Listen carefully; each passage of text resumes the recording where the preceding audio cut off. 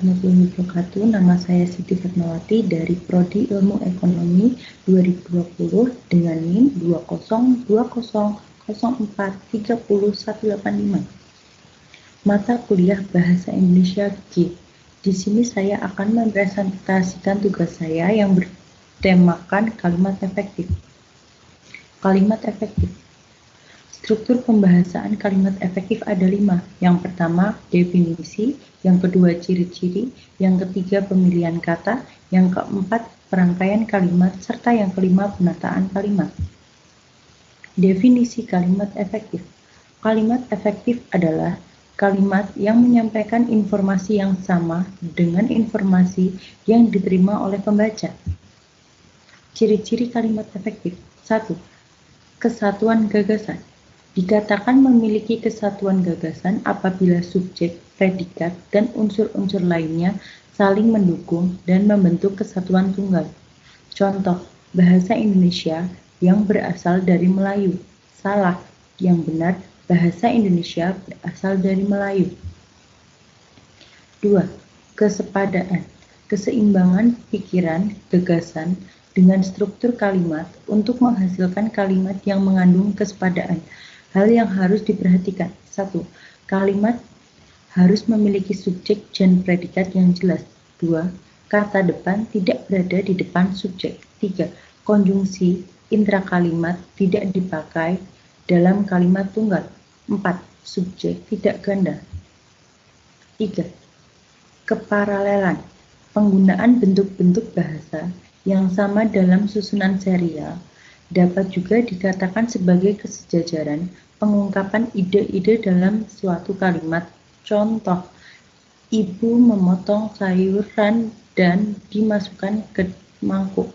Salah, yang benar ibu memotong sayuran dan memasukkannya ke mangkuk. 4. Kehematan.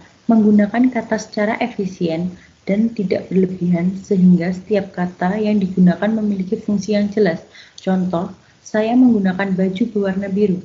Yang benar atau yang hemat, saya menggunakan baju warna biru. 5. Kelogisan. Suatu kalimat dianggap logis apabila kalimat itu mengandung makna yang diterima akal sehat. Kalimat itu bermakna sesuai kaidah nalar secara umum. Contoh, Tiara menduduki juara pertama lomba pidato. Yang benar, Tiara menjadi juara pertama lomba pidato. 6. Kecermatan.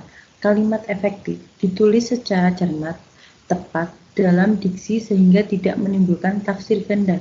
Penempatan unsur-unsur kalimat yang tepat akan membantu pembaca untuk memahami makna kalimat secara jelas tanpa menimbulkan tafsir ganda. Contoh, siswa sekolah yang terkenal itu menjadi juara pertama. Itu salah atau tidak efisien. Yang benar adalah siswa sekolah terkenal itu menjadi juara pertama. Kebervariasian. Untuk membuat kalimat yang tidak monoton dan menjemukan, diperlukannya adanya variasi. Kevariasian dapat ditempuh dengan berbagai cara seperti 1. Frasa, keterangan tempat atau keterangan waktu diletakkan di awal kalimat. 2. Penggunaan frasa verbal. 3. Penempatan klausa atau anak kalimat. 8. Kebenaran struktur yaitu kebenaran kaidah bahasa seperti kejelasan struktur, hubungan fungsi sintaksis seperti subjek, predikat, objek, pelengkap, dan keterangan. 9. Keringkasan. Ciri ringkas direalisasikan dengan tidak adanya unsur-unsur bahasa yang tidak diperlukan.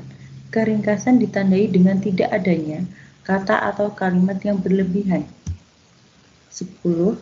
Ketegasan. Untuk mencapai ketegasan dan keutamaan dalam suatu tulisan, seorang penulis harus memperhatikan posisi bagian yang diutamakan. Contoh, 1. Harapan saya adalah proyek yang kita lakukan berjalan sesuai dengan rencana. 11. Ketepatan. Setiap kata yang digunakan perlu dipilih secara tepat dan cermat sehingga dapat mewakili tujuan, maksud, dan atau pesan penulis. Pemilihan kata. Pilihan kata adalah kata-kata yang dipakai seseorang pembicara atau penulis. Pilihan kata yang terbaik harus memenuhi syarat 1. Benar, 2. Tepat, 3. Lazim pemakaiannya. Perangkaian kalimat. Seorang penulis harus dapat merangkai kalimat secara bervariasi agar tulisan yang dihasilkan tidak monoton dibaca.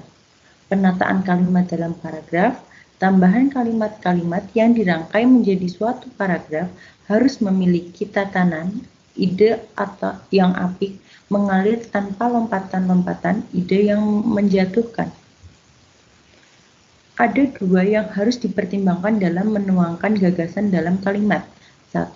Fokus dan latar belakang. Sebuah gagasan yang dimaksudkan sebagai fokus ungkap ke dalam klausa induk. Gagasan lain yang merupakan latar belakang diungkapkan dalam klausa anak. Informasi. Dalam hal penataan kalimat ada dua jenis informasi, yaitu informasi lama dan informasi baru. Terima kasih. Wassalamualaikum warahmatullahi wabarakatuh.